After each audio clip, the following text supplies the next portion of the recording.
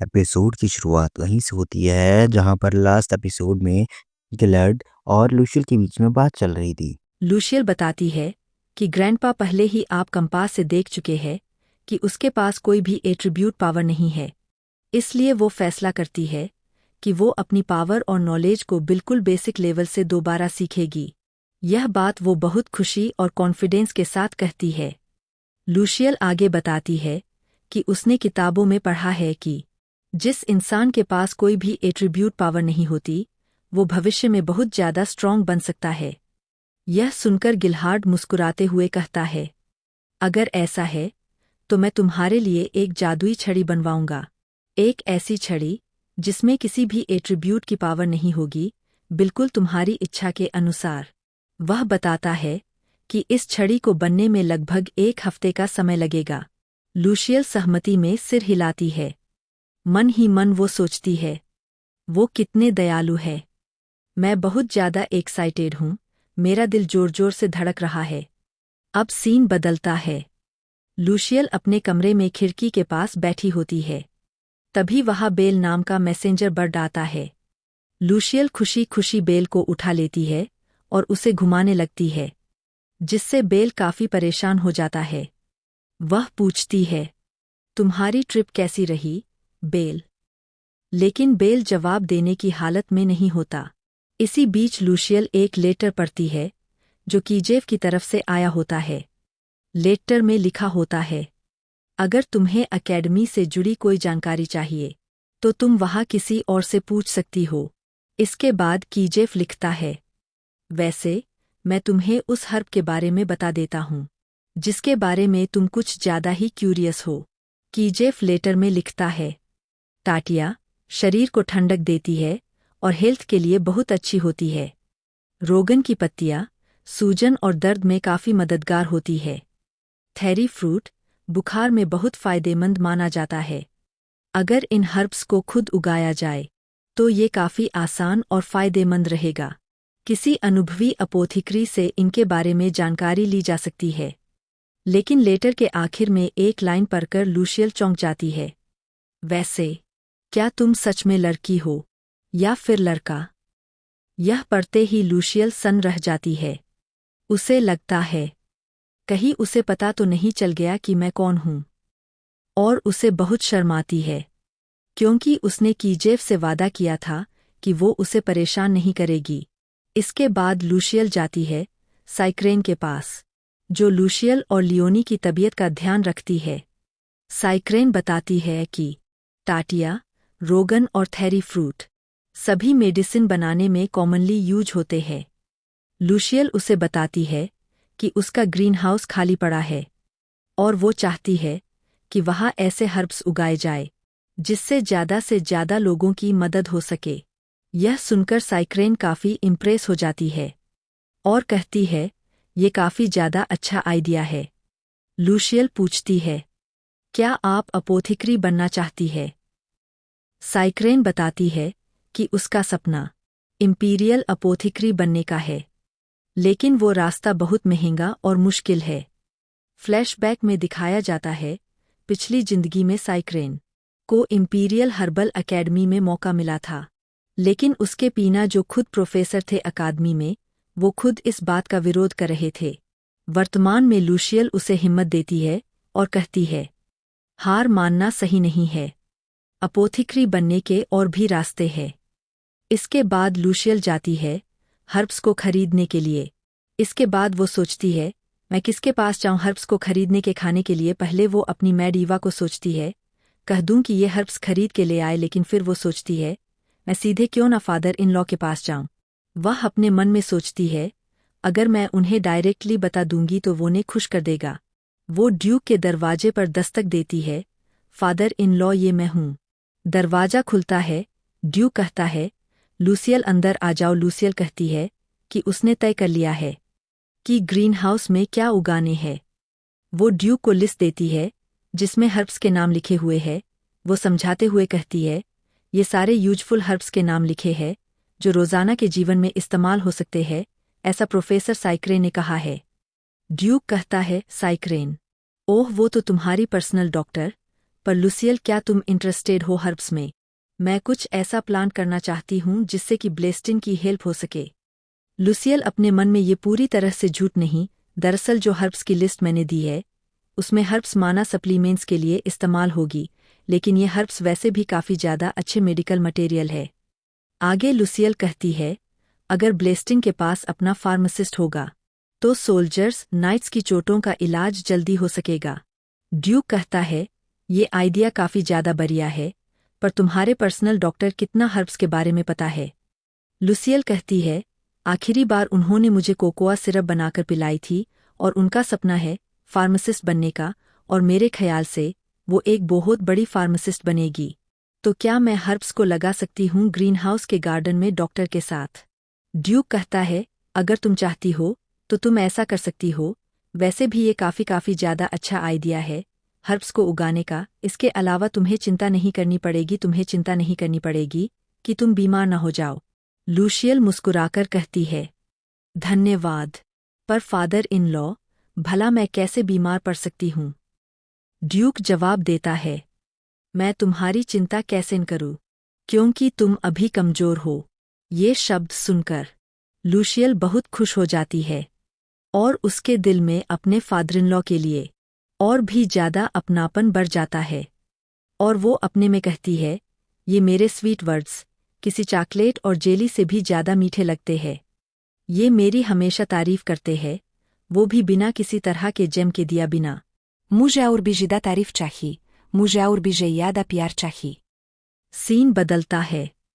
हम लुसियल को हाउस के गार्डन में देखते हैं, जहाँ वो अपनी मेड ईवा के साथ खड़ी होती है। लुसियल ईवा को धन्यवाद कहती है और कहती है कि आगे का काम वो खुद कर लेगी। ईवा मुस्कुराते हुए जवाब देती है, ठीक है माई लेडी, जैसा कि आप जानती है ये एक मैजिकल शवल है। मुझे पूरा विश्वास है कि आप इसे अच्छे से इस्तेमाल कर पाएंगी। यह कहकर ईवा वहाँ से चली जाती है। लुसियल अकेली रह जाती है। वो शवल और पौधों को देखती है और फिर उसका मन अपने अतीत में चला जाता है। वह समय जब वो अपनी बहन के साथ जेल में थी। उसे याद आता है कि वो अपनी बहन से पूछती है, सिस्टर, क्या आप ठीक हो? उसकी बहन झूठी मुस्कान के साथ जवाब देती है, हाँ, मैं ठीक हूँ। वर्तमान में लौटते हुए लुसियल मन ही मन सोचती है, इस बार मैं अपनी पूरी कोशिश करूंगी। अगर कोई बीमार होगा, अगर कोई परेशानी में होगा, तो मैं उसकी मदद कर सकूं। तभी साइक्रेन वहाँ आती है और कहती है, यंग लेडी, सॉरी मैं लेट हो गई। मैं नाइट्स की न्यूट्रिशन डाइट चेक कर रही थी। लुसियल जवाब देती है, कोई बात नहीं, लेकिन साइक्रेन, क्या तुम हेल्थ केयर की जिम्मेदारी में नहीं हो? साइक्रेन कहती है, हाँ, लेकिन मेरी मुख्य जिम्मेदारी स्टेट के बच्चों और यंग लेडी व यंग मास्टर की देखभाल करना है। इसके अलावा मैं नाइट्स के इलाज में भी मदद कर रही हूँ, उनके लिए पैचेस बना रही हूँ ताकि थकान कम हो सके। यह सुनकर लुसियल पूछती है, तो क्या मैं भी आपकी मदद कर सकती हूँ? साइक्रेन जवाब देती है, ज़रूर। मुख्य सामग्री लूगा ट्री है। और यंग लेडी, आपने जो 3 हर्ब्स चुने हैं वे मेडिकल फील्ड के लिए बहुत ज़्यादा जरूरी और बेसिक है। लुसियल सोचते हुए कहती है, तो क्या हम अलग अलग हर्ब्स को मिलाकर दवा बना सकते हैं? साइक्रेन मुस्कुराकर कहती है, हाँ, बिल्कुल। लुसियल मन में सोचती है, मेरे अंदाजे से जल्दी ही माना सप्लीमेंट्स भी जल्दी बनाए जा सकते हैं। फिर वो मुस्कुराते हुए कहती है, चलो पहले इन पौधों को लगा देते हैं। वह शवल से जमीन खोदने की कोशिश करती है, जैसे एक नॉर्मल शवल इस्तेमाल किया जाता है। लेकिन तभी साइक्रेन चिल्लाते हुए कहती हूँ, क्योंकि एन्चांटेड शवल है, इसे बस कमान देना पड़ता है और ये काम करती है। जोश में आकर लुसियल कहती है, यहाँ आओ। इतना कहते ही शवल उड़ने लगता है। लुसियल उसे पकड़े रहती है और खुद भी हवा में उठ जाती है। यह देखकर साइक्रेन घबरा जाती है और चिल्लाती है, यंग लेडी। वह लुसियल को पकड़ लेती है, लेकिन दोनों जमीन पर गिर जाती है। साइक्रेन फौरन पूछती है, क्या आप ठीक है? फिर पछताते हुए कहती है, मुझे पहले स्पेल कास्ट करना चाहिए था। लूशियल हंसते हुए कहती है, अगर मेरे पास मैजिकल स्टाफ होता तो अच्छा रहता। दोनों उठती है। साइक्रेन कहती है, अब मैं मैजिकल टूल्स को कंट्रोल करूंगी। लूशियल मुस्कुराकर जवाब देती है, कोई बात नहीं, वैसे हाथ से खोदने में ज्यादा मजा आता है। इसके बाद दोनों मिलकर हर्ब्स को जमीन में लगाती है। सीन चेंज, ड्यूक का कमरा। ड्यूक और एलिगेटन बात कर रहे होते हैं। एलिगेटन कहता है, युद्ध शुरू होने से पहले दुश्मन पहले मूव करता है।